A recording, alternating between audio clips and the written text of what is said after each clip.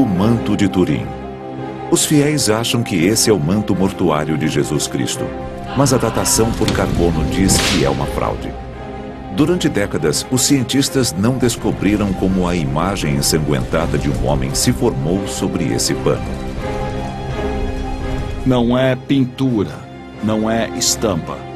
Não foi criada por nenhuma técnica artística conhecida. Agora uma teoria controversa alega que poderia ser o trabalho de um dos maiores artistas do mundo. O manto de Turim não deve estar numa catedral ou igreja, e sim num museu de ciência. Será que as esperanças mais extraordinárias de todos os tempos seriam obra de Leonardo da Vinci? O manto de Da Vinci. A imagem desbotada e espectral de um homem torturado num lençol de linho. O tecido manchado por sangue e suor. Feridas horríveis cobrem suas costas. Há marcas de perfuração nas mãos e no peito. E um círculo de sangue coroa sua cabeça.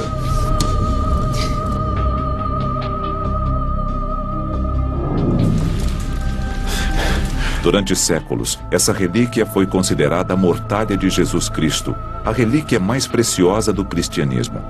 Mas como a imagem se formou no manto tem desconcertado os cientistas há décadas.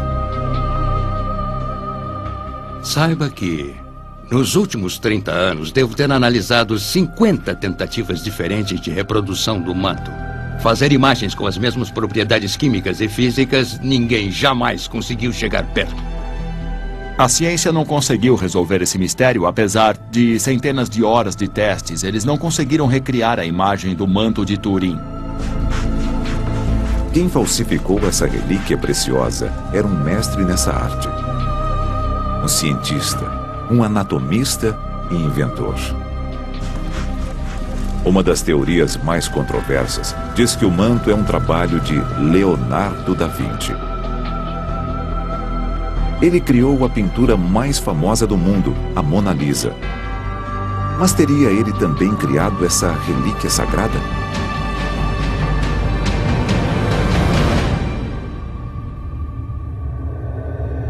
Um dos relatos escritos mais antigos sobre o manto foi encontrado na igreja de Liré, em Paris, na França, por volta de 1353.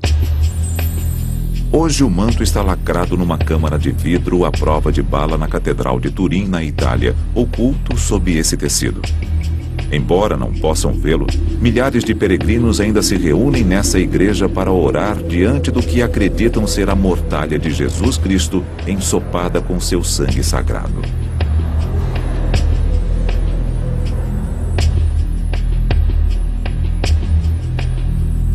O manto é feito de linho espinha de peixe. Tem 4 metros e 36 centímetros de comprimento por 1,10 metro de largura. No centro do manto, medindo pouco menos de 4 metros, está a imagem frontal e dorsal do corpo de um homem. Durante séculos, o linho foi tocado por milhares de mãos, queimado em 2 incêndios e ensopado com água. Apesar dos danos, a imagem em si sobreviveu intacta, embora incrivelmente esmaecida. Quando o contraste é aumentado, vê-se claramente a imagem de um homem. Não obstante décadas de pesquisas, a formação dessa imagem ainda permanece um mistério. Porém, há mais coisas por trás do manto do que vemos a olho nu. Há pouco mais de um século, a primeira descoberta importante na pesquisa do manto foi feita através da nova ciência da fotografia. Em 1898, a família Savoy, os donos do manto durante mais de 400 anos, contratou Secondo Pia, um fotógrafo amador, para tirar as primeiras fotografias de sua relíquia sagrada. O que ele descobriu foi totalmente inesperado. Pia deparou-se com um dos maiores mistérios de todos os tempos. Ele abriu os obturadores naquela manhã e, diante dos primeiros negativos do rosto, ele quase deixou cair a placa e escreveu em seu livro que estava diante do rosto do senhor. Quando o manto é visto como um negativo fotográfico, a imagem detalhada de um homem terrivelmente machucado e coberto de sangue se destaca. A olho nu, parece apenas um grande pedaço de pano com o contorno de um homem nele. Mas se vê-lo no negativo fotográfico, ele adquire vida, é imensamente detalhado. Aparentemente é a imagem de um homem real que foi horrivelmente crucificado. Para os fiéis, a imagem negativa detalhada oferecia mais indícios de que esse era o verdadeiro sudário de Jesus, impregnado com seu sangue sagrado, e prova de que ele morreu e ressuscitou dos mortos. Em 1978, quase 100 anos após a descoberta de Pia, o projeto de pesquisa do manto de Turim, conhecido como STURP, teve permissão da família Savoy para examinar cientificamente o tecido. Mais de 20 dos maiores cientistas mundiais do Laboratório de Propulsão a Jato da NASA de Los Alamos e dos laboratórios Sandia chegaram em Turim, na Itália, para começar a análise detalhada do manto e de sua misteriosa imagem. Barry Schwartz era o fotógrafo oficial da equipe. O objetivo básico do STURP era ir a Turim e tentar determinar como a imagem se formou. A equipe tinha cientistas dedicados e alguns eram homens de fé, outros não. Mas aquilo não envolvia religião, apenas ciência. Durante 5 dias e noites, a equipe examinou o manto e sua imagem esmaecida. As propriedades da imagem do manto o tornam muito singular. Acima de tudo, é sutil demais. Quando estamos bem perto do manto de Turim, é quase impossível identificar o que estamos olhando. O objetivo básico do STURP era descobrir se a imagem do manto era uma pintura. Eles analisaram o tecido com raio-x, luz infravermelha e ultravioleta. Retiraram amostras de fibras e coletaram partículas do tecido. Porém, quanto mais testes faziam, mais misteriosa a imagem se tornava. O bom senso indicava que aquilo devia ser uma pintura. Eu achei que chegaria lá, veria a tinta, as pinceladas e voltaria para casa após uma viagem de graça para a Itália. Após olhá-lo bem de perto por 3 ou 4 minutos, percebi que não era uma pintura. O que quer que fosse, seria um projeto bem mais longo do que eu imaginara.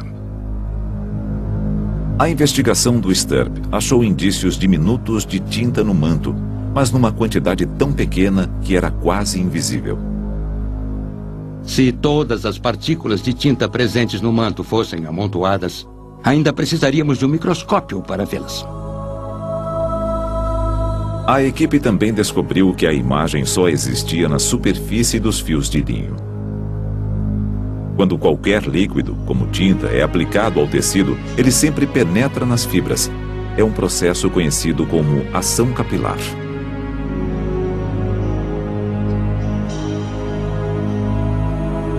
Mas isso não ocorreu. A imagem não fora pintada. Como a imagem só abrangia as fibras superiores, os cientistas acharam que ela pudesse ter sido queimada no tecido. Para testar a teoria, o grupo analisou o manto com uma câmera ultravioleta. O linho chamuscado fluoresce sob certos tipos de fotografia com luz fluorescente. Quando fotografamos o manto com a fotografia UV, todos os chamuscados fluoresceram exatamente como esperávamos. A imagem não. Isso porque, e eu digo isso com toda a confiança, o manto não resulta do aquecimento do linho e das áreas da imagem. As marcas chamuscadas feitas pelos 2 incêndios reluziram, mas a imagem do homem não. Isso revelou aos cientistas que a imagem não fora feita pelo calor. Se a imagem no manto não fora feita por calor, tinta ou qualquer pigmento e só existia no topo das fibras, como foi feita? Apesar das centenas de horas de testes, o STURP não descobriu a resposta. O nosso propósito inicial era ir a Turim e determinar como a imagem se formara no tecido, mas apesar disso tudo, não pudemos responder essa questão. Embora os investigadores não pudessem identificar como a imagem fora feita, eles sabiam que a datação por carbono lhes diria quando o pano fora tecido. Em 1988, o Vaticano permitiu que um pedaço do manto, um quadrado de 10 centímetros, fosse cortado do canto esquerdo. O tecido foi dividido e enviado a 3 laboratórios independentes que fazem datação por carbono, no Arizona, em Zurique, na Suíça, e em Oxford, na Inglaterra. A datação por carbono numa relíquia tão sagrada era algo muito controverso, pois o processo destrói as amostras. 6 meses depois, os resultados foram anunciados. Eles causaram um furor internacional. Os 3 laboratórios chegaram à mesma conclusão. Eles tinham 95% de certeza de que o manto fora feito há mais de 1000 anos após a morte de Jesus, entre 1260 e 1390, o que indicava que o manto de Turim só podia ser uma farsa medieval. Durante décadas, as maiores mentes científicas tentaram recriar a imagem do manto envolvendo corpos de verdade em mortalhas. A antropóloga forense Emily Craig explica que toda vez que tentaram, esbarraram num problema conhecido como distorção óptica. Segundo uma das teorias, o tecido cobria uma pessoa e absorveu o pigmento em toda a sua superfície. Isso não funciona porque as proporções mudam. Se observar esta figura tridimensional, verá que de uma orelha a outra ela tem cerca de 17 centímetros. As proporções estão corretas. Se puser um pedaço de tecido sobre a mesma figura de orelha a orelha e depois medi-lo, verá que tem bem mais de 17 centímetros. Não dá para cobrir um objeto tridimensional com um pedaço de pano e obter proporções corretas. Quando um tecido liso envolve um objeto tridimensional, como uma cabeça humana, a imagem transferida ao pano fica sempre distorcida.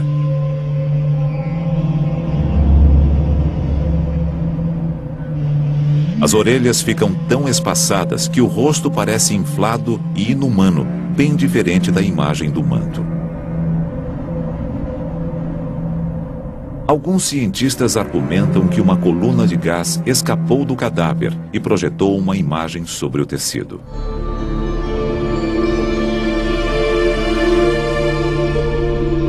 As partes do corpo mais próximas do pano, como a ponta do nariz, a testa e a barba, deixaram as marcas mais escuras.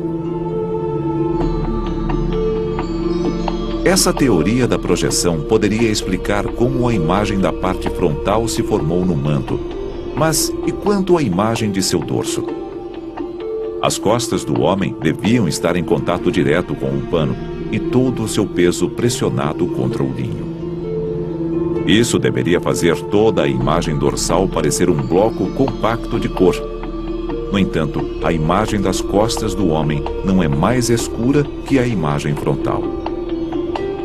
A imagem do corpo do homem é tão perfeita que parece ter sido criada para exibição. Se isso for verdade, deve ser o trabalho de um falsário extraordinário, um mestre de sua arte. A ideia era fazer parecer que o manto havia coberto o corpo de Jesus. E conseguiram. É brilhante. Mas quem teria a habilidade para criar uma imagem tão convincente de Cristo? Uma imagem tão boa que levou os peritos forenses a achar que era de um homem de verdade. O impostor do manto devia ser um herege. Alguém que não temia forjar o sangue sagrado e redentor de Jesus. Devia entender de anatomia e dispor de uma tecnologia que ludibriaria completamente todo mundo até o século XX. Uma teoria controversa da escritora Lynn Picknett e do historiador Clive Prince argumenta que todas as pistas apontam para Leonardo da Vinci, um dos maiores artistas que já existiu. Um homem que se recusava a seguir as regras da igreja cristã e cujo estilo de vida ofendia a sociedade. Leonardo não queria criar nada que pudesse ser exposto como uma pintura, um desenho ou algo tingido no tecido. Queria apresentar algo que parecesse miraculoso. Será que o grande artista e herege arriscou sua vida forjando uma das relíquias religiosas mais importantes de todos os tempos? O manto de Turim é a relíquia mais famosa e misteriosa do mundo e quase certamente uma farsa medieval. Quem fez essa imagem era um artista habilidoso. Mas seria obra de Leonardo da Vinci? Da Vinci nasceu na Itália no século XV. Ele criou algumas das pinturas mais valiosas do mundo, inclusive a Mona Lisa e a Santa Ceia. Leonardo era engenheiro, inventor, anatomista e desbravou nossos conhecimentos sobre ótica. Ele estava na vanguarda da revolução nas artes e na ciência, conhecida como Renascença. Leonardo tinha uma mente extraordinariamente moderna e se via como alguém que estava moldando o futuro. Mas teria habilidade para criar essa imagem realista de um homem torturado e crucificado, usando uma técnica que os cientistas ainda não conseguiram desvendar? O segredo do sucesso de Leonardo estava no uso da observação direta. Da Vinci acreditava que para captar de fato a imagem de um tema, era preciso dissecá-lo. Leonardo queria entender como o corpo humano anda, enxerga e se comporta. Ele pensava, e se eu remover a pele e ver os músculos? Entender o tamanho dos músculos, o local dos músculos e como se movem. No porão úmido de um hospital de Florença, Da Vinci dissecava secretamente os mortos. Ele os desmembrava pedaço após pedaço, enquanto tentava descobrir os segredos mais profundos do corpo humano. Leonardo foi o primeiro artista que fez dissecações em corpos. É incrível. Anteriormente, na Renascença, houve gente interessada no corpo humano, mas ninguém pensou em fazer dissecações. Da Vinci removia os órgãos internos e fazia esboços detalhados de músculos e tecidos. Depois, escrevia uma série de regras sobre a anatomia humana. Ele também criou um sistema de proporções que lhe permitia desenhar o rosto perfeito. Seus experimentos com cadáveres lhe deu um conhecimento incomparável sobre anatomia, bem mais amplo que o de muitos cirurgiões da época. Também lhe deu raro acesso a corpos fraturados e ao sangue, os materiais necessários para criar uma imagem realista de tortura e crucificação igual à do manto. Num de seus cadernos, escrito por volta de 1490, ele menciona ter tomado emprestado de alguém uma amostra de osso que havia sido perfurado por um prego. Só há uma razão para seu interesse nisso. Ele estudava a anatomia da crucificação. Da Vinci tinha habilidade para criar essa imagem realista. Mas por que se arriscaria à condenação eterna, forjando uma relíquia religiosa tão importante, o sudário de Cristo? A resposta é que Da Vinci não era um cristão devoto. Era um homem de ciência, não de religião. Leonardo recusava-se a respeitar as regras severas da igreja. Ele trabalhava no dia de descanso, era vegetariano, interessava-se por alquimia. Todas essas condutas tornavam-no um herege perante a igreja conservadora. A fé no sangue redentor de Jesus não lhe causava problemas, porque ele não acreditava que seria amaldiçoado por isso. A motivação de Da Vinci não se deveu apenas à heresia. Larissa Tracy, especialista em Idade Média, acredita que patronos ricos encomendaram a Leonardo a falsificação da relíquia sagrada. Uma relíquia como a mortalha daria à família que a possuísse grande status político e religioso. Geraria renda em sua igreja porque os peregrinos se amontoariam para vê-la. O sudário de Turim não é a primeira falsificação da mortalha de Cristo. O registro mais antigo do manto de Turim remonta a Liré, na França, em 1353. Mas esse sudário tinha uma aparência bem diferente daquele que existe atualmente. Ele pertencia aos de Charnay, descendentes dos banidos cavaleiros templários e uma das famílias nobres mais antigas da França. multidões enormes reuniam-se para ver a relíquia sagrada. O sudário trouxe grande riqueza aos Descharnay até o século XIV, quando foi denunciado como uma pintura bem óbvia e ruim.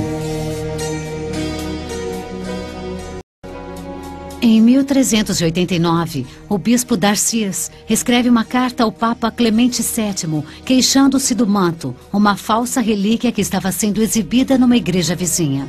Ele se queixa que seu predecessor havia sido ludibriado e acreditou numa farsa. Descobriu que já era uma fraude há 30 anos. Sua maior queixa era que esse manto estava atraindo pessoas, peregrinos e dinheiro a uma pequena igreja local. Ele queria que o Papa acabasse com isso. Em 1453, Louis de Savoy, líder da família mais poderosa da Itália, comprou o manto desacreditado dos Descharnay. Nos 50 anos seguintes, raramente ele foi visto. Em algum ponto no decorrer das décadas, o sudário passou por uma transformação aparentemente miraculosa. Quando reapareceu, não era mais visto como uma óbvia fraude pintada. O manto de Turim foi louvado como uma verdadeira relíquia sagrada. Até o Papa declarou genuíno. Não foram só as atitudes que mudaram em relação ao manto, o próprio manto havia mudado. Apresentaram uma versão nova, melhorada. O manto novo e melhorado pode ter sido feito quando a fraude anterior estava escondida no final do século XV, uma época em que Leonardo estava no auge de sua arte criativa. Será que Da Vinci e os poderosos Savoy conspiraram para ludibriar o mundo?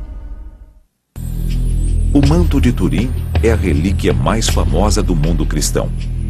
Mas registros históricos sugerem que essa é uma versão nova e melhorada de um manto bem mais antigo, o que foi denunciado como uma fraude pintada no século XIV.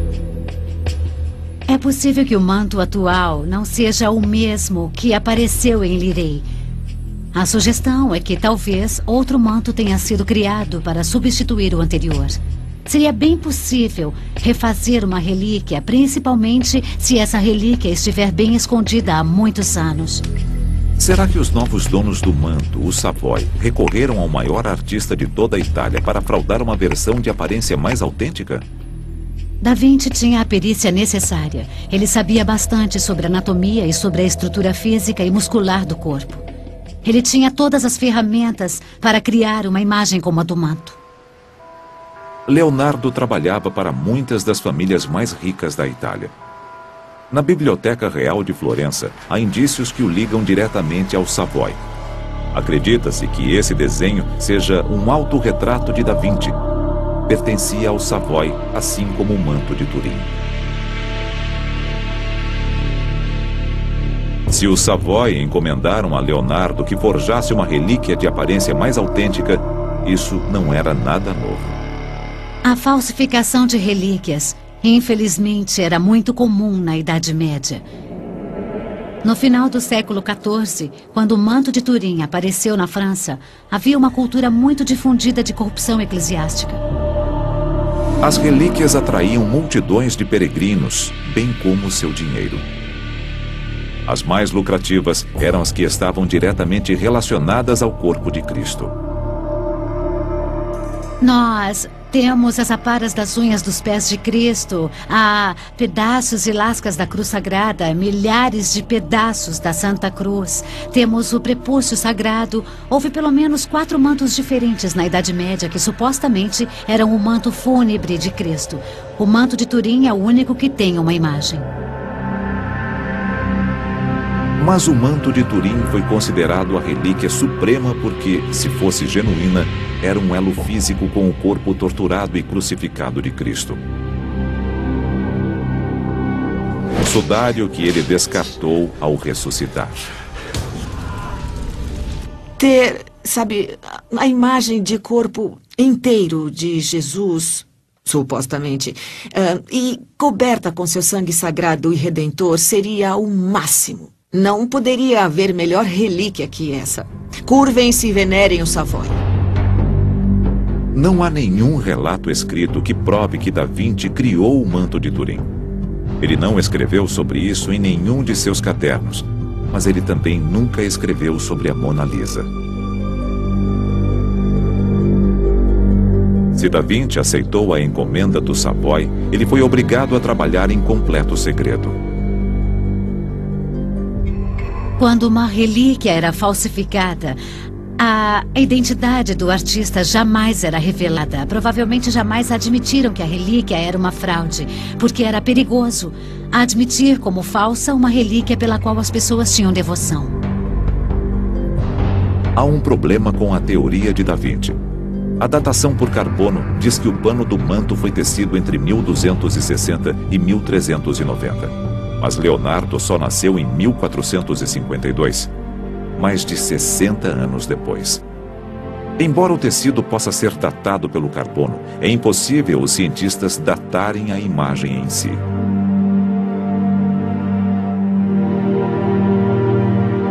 Mas é bem provável que, se Da Vinci estivesse tentando recriar um sudário de 1000 anos, ele não teria usado um pedaço de pano diretamente do tear. Ele teria achado um tecido que parecesse antigo. Da Vinci estava no local perfeito. Florença era um grande centro de comércio na época de Leonardo. Teria sido relativamente fácil para alguém como ele arranjar um tecido antigo. Nos últimos 40 anos, os cientistas tentaram e não conseguiram descobrir como foi feita a imagem do manto de Turim. O fluxo sanguíneo e as feridas pareciam corresponder às do homem que foi espancado, açoitado e crucificado. Mas a antropóloga forense Emily Craig acha que a forma e as dimensões do corpo revelam a imagem como sendo uma farsa. Anatomicamente não está correta. Os braços são longos demais, os dedos também. A cabeça e o rosto não estão em proporção com o resto do corpo. A frente e as costas têm alturas diferentes. Como antropóloga, posso garantir que as pessoas têm a mesma altura, sejam vistas de frente ou de costas. Todos que tentam explicar as proporções dos braços atribuem isso ao rigor mortis e ao fato de o corpo estar dobrado, mas não confere, está errado.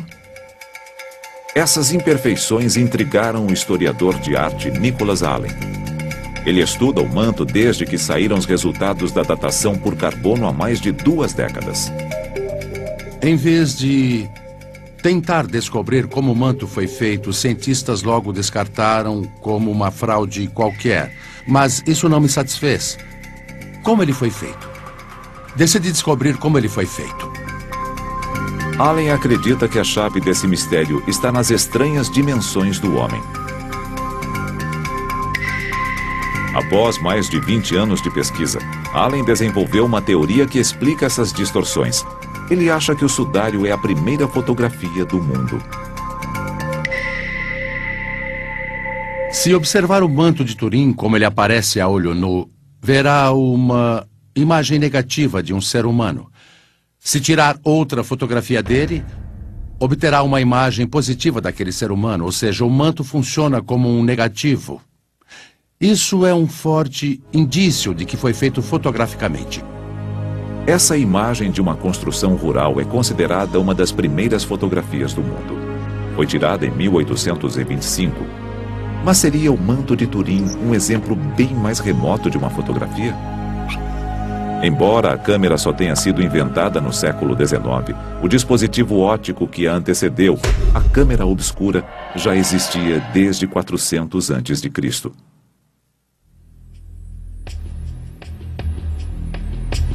Para testar sua teoria, Allen decidiu recriar a imagem do manto construindo uma câmera obscura.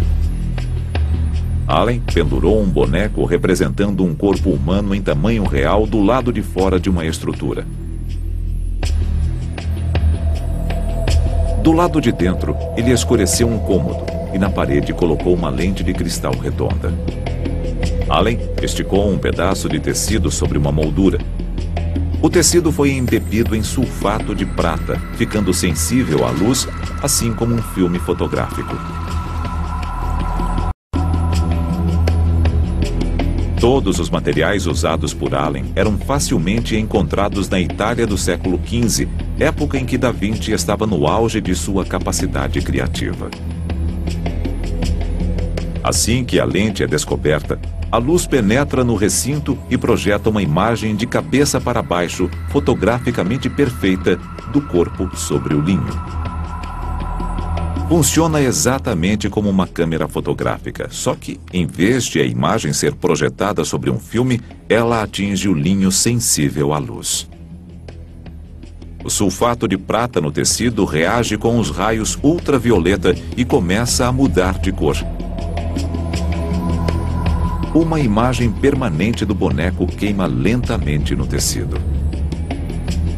Pode-se dizer que a imagem é feita por um tipo de chamuscamento. Mas isso não resulta do calor, e sim de uma reação química. O processo pode levar até 3 dias para formar uma imagem. Quando a lente é coberta e a luz acesa, a imagem projetada desaparece, exibindo apenas um leve chamuscado. Mas quando o tecido é fotografado, o negativo revela uma imagem detalhada do corpo de um homem, assim como no manto. Quando obtive a primeira imagem no início dos anos 90, fiquei muito empolgado porque todo o meu esforço compensara. Allen acredita que a imagem do manto foi obtida através de uma série de lentes e 3 exposições separadas sobre um pedaço de linho.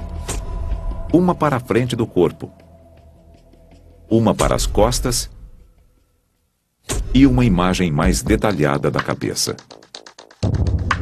Isso explicaria por que a cabeça parece ser muito pequena para o corpo e também porque as imagens frontal e dorsal não têm o mesmo tamanho. É bem difícil combinar a imagem separada da cabeça de um modelo com a de um corpo numa fase posterior. Se a pessoa usar apenas a vista sem nenhum equipamento de medição, com certeza haverá uma certa discrepância. Assim que a imagem foi queimada no tecido, Allen acha que o artista usou sangue humano de verdade para reproduzir as feridas da tortura e da crucificação. Allen quer que os investigadores reexaminem o manto. Ele crê que o linho ainda possa conter um vestígio diminuto de sulfato de prata. Se fizessem esse teste, teríamos uma resposta definitiva para esse suposto mistério. Porque se houver prata impregnada no linho a nível molecular, a hipótese fotográfica estaria finalmente consolidada. Se Allen estiver certo e a imagem no manto de Turim tiver sido feita através de uma câmera obscura, então Leonardo da Vinci seria o homem qualificado para estar por trás da lente. Da Vinci era fascinado por luz e lentes, e seu caderno traz um dos desenhos mais antigos, bem como descrições de uma câmera obscura. Ele mostra a luz passando através de uma lente, sua inversão e projeção sobre um plano achatado. Deu a isso o nome de óculos artificialis, ou olho artificial. Se alguém tinha capacidade e perícia para trabalhar com uma câmera obscura ou qualquer técnica fotográfica primitiva, era Leonardo da Vinci. Picnic acha que Leonardo não se deteria diante de nada para obter uma imagem realista de um homem torturado e crucificado. Quando observamos o homem no manto, não vemos só uma imagem pintada, porque não é uma pintura. Observamos a fotografia de um homem crucificado. Leonardo pegou um corpo de uma série de corpos que ele dissecava para sua pesquisa anatômica e realmente o crucificou. O corpo do manto pode ser um dos muitos cadáveres que Leonardo dissecou. Mas e quanto ao rosto? Achar o rosto perfeito para Cristo entre os corpos putrefatos no necrotério seria quase impossível. Então, que rosto o artista e mestre em proporções humanas usou como modelo de Cristo? O rosto no tecido tornou-se a imagem universal e eterna de Jesus Cristo. Antes do manto de Turim, Jesus foi representado de várias formas diferentes. Algumas imagens mostram-no sem barba, e outras bem de frente. Em algumas, ele tem cabelos louros. em outras, cabelos curtos. O manto de Turim fixou de forma permanente a imagem de Cristo na mente das pessoas. Quem criou essa imagem dispôs-se a criar um rosto que as pessoas acreditariam ser o do Filho de Deus. Mas quem é esse homem? Em 1987, Lilian Schwartz, designer gráfico dos laboratórios Bell, tirou uma série de medidas científicas e detalhadas de 2 rostos. Um foi o da Mona Lisa, pintura de Da Vinci. O outro foi de um autorretrato de Leonardo, já idoso. Quando Schwartz comparou as imagens, ela fez uma descoberta que abalou o mundo das artes. Eu vi surgir essa imagem. Metade era Leonardo e metade Mona Lisa. Na parte superior da cabeça, a linha dos cabelos combinava. E, ao descer lentamente, os olhos estavam alinhados. Mal me contive quando chegou à ponta do nariz. Aí eu gritei. Surpreendentemente, os 2 rostos combinavam de forma perfeita. Todos os rostos humanos são singulares. Assim como os flocos de neve, não há 2 iguais. Essa correspondência convenceu Schwartz de que Da Vinci deve ter usado seu próprio rosto como modelo para a Mona Lisa. Para testar sua descoberta, ela obteve medidas detalhadas de traços importantes dos 2 rostos. O canto interno dos olhos, a área perto do nariz, a distância entre o centro dos olhos, o comprimento do nariz e a área acima dos olhos, conhecida como crista suborbital. Mais uma vez, as proporções dos rostos combinavam perfeitamente. A descoberta foi revolucionária. Se Da Vinci teve a audácia de usar seu próprio rosto para a bela Mona Lisa, não poderia tê-lo usado como modelo na imagem do manto? Quando me pediram para fazer uma análise entre Leonardo e o manto, rejeitei a ideia. Disse que as proporções não se encaixariam de modo algum. Não havia qualquer ligação. Schwartz digitalizou o autorretrato de Da Vinci no computador e o comparou com a imagem do manto. Mas o ângulo dos 2 rostos era tão diferente que era impossível comparar. Percebi que não poderia fazer essa análise porque os rostos deveriam estar voltados para a mesma direção.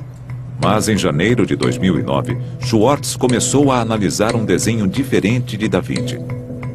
Esse estudo do rosto de um homem é apenas um dos milhares que Da Vinci fez explorando as proporções faciais. Ele era obcecado por achar a fórmula do rosto perfeito. Quando Schwartz mediu os traços principais desse esboço e os comparou com as medidas tiradas do manto, ela ficou chocada com os resultados. Eu obtive essa imagem que Leonardo havia desenhado, mostrando suas proporções num rosto. Achei que não descobriria nada apenas olhando para elas. Então ajustei as medidas e seccionei as 2 imagens para ver o que obteria. Para a surpresa de Schwartz, as proporções dos 2 rostos combinavam perfeitamente. Os olhos estavam alinhados e dava quase para perceber o topo da cabeça em torno da cabeça do manto. Continuei achando que era impossível, mas as extremidades, as bocas, mais uma vez, combinavam. Fiquei muito empolgada. Descobrir uma coisa dessas faz com que eu me sinta muito, muito bem. Schwartz não sabe quem criou a imagem do homem no manto, mas pode provar que quem fez isso deve ter usado o sistema de proporções de Da Vinci. Não tenho nenhuma dúvida, após todos os estudos que fiz nas últimas semanas, que as proporções mencionadas por Leonardo foram usadas para criar o desenho do rosto do manto. Havia mais surpresas reservadas para Schwartz. Essa pintura mostra o Salvator Mundi, que alguns historiadores de arte acreditam ser um retrato de Leonardo da Vinci quando jovem. Ao comparar essa imagem com a do manto, Schwartz descobriu uma combinação quase perfeita. Fiquei impressionada. A correspondência era inacreditável. Era semelhante demais. A ponta do nariz e o centro dos olhos, que são muito importantes, combinam. Essa correspondência indica a Schwartz que os dois rostos devem pertencer à mesma pessoa. Será que a imagem misteriosa no manto que fascina o mundo há séculos seria um retrato de Leonardo da Vinci?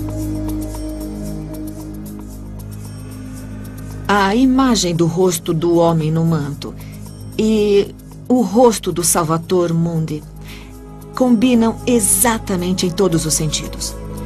E foi assustador, e foi incrível, e acho que foi a coisa mais empolgante que já me aconteceu. A conexão que procurávamos para provar a conexão entre Leonardo e o manto, mas também superficialmente é algo que não esperávamos, porque se você observar as duas imagens, elas não se parecem. Mas ao submetê-las a teste, descobre-se que são absolutamente precisas. O Salvator Mundi é quase uma assinatura de Leonardo no manto. Lynn Picknett e Clive Prince acham que o mestre da Renascença fez um molde de seu próprio rosto e depois o fotografou. Leonardo é o rosto da Mona Lisa, a mulher mais linda do mundo. E o rosto no manto de Turim, o rosto do Filho de Deus. Eu creio que sua intenção foi legar duas grandes piadas à posteridade. E foram piadas bem-sucedidas durante 500 anos. Se Leonardo pudesse saber que 500 anos após sua morte, gerações de peregrinos ainda fazem o sinal da cruz diante de sua imagem, creio que teria rido bastante e sentiria que conseguira realizar o que havia se proposto. As dissecções de Leonardo deram-lhe acesso a corpos mortos e sangue. Sua fascinação pela luz e lentes podem ter gerado uma técnica fotográfica. Juntando isso à sua audácia e ambição, Da Vinci teve todas as oportunidades para criar essa relíquia forjada, a fraude mais escandalosa de todos os tempos. Quando vejo o manto de Turim, ainda sinto um certo assombro, mas é um assombro pela ciência que há por trás dele. O método pelo qual foi criado, a engenhosidade envolvida nisso. A coisa mais importante para entender Leonardo da Vinci envolve a fome que ele tinha por deixar algo para o futuro, deixar sua marca no futuro. Enfim, não só em nome da arte ou da ciência em si, mas por causa do seu ego. Atualmente, o manto de Turim está escondido, protegido de olhos curiosos. A Igreja Católica não permite mais testes científicos. Até que permitam mais análises, essa imagem continuará a ser um dos mistérios mais fascinantes e duradouros da nossa época. Mas, sejam quais forem as teorias futuras, elas terão de explicar por que o rosto no manto e o rosto nessa pintura de 500 anos são quase idênticos.